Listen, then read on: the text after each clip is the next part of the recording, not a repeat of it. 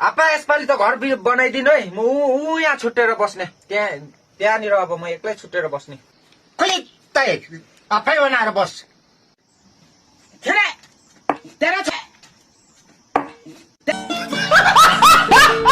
तेरो छोरा छोरीले त्यसो भन्छस् बोल्नु आउँदैन पारा त्यस्तो बोल्छस् शरम लाग्दैन यत्रो ठुल्ठुलो छोराहरू आएको छ साला घर बनाइदिनु साला छोराहरूले बनाइदिन्छु तेरो छोरा नबना साला हामी आफै बनाएर राख्छु मेरा छोराहरूले म आफै बनाइदिन्छु अब साला छोरा छोरी त्यस्तो ठुल्ठुलो भइसक्यो इज्जत इमान पनि पो हुन्छ त अलिकति के हो त्यस्तो ठ्याप्पै बारे बनाइदिन्छु नबना अब हामी आफै बनाइदिन्छौँ होस् भयो त बसिरह त्यस्तो म तेरो अहिले दिन्छु भेरी नाक फान्ने अहिले दिन्छु भेरी नाक फान्ने साला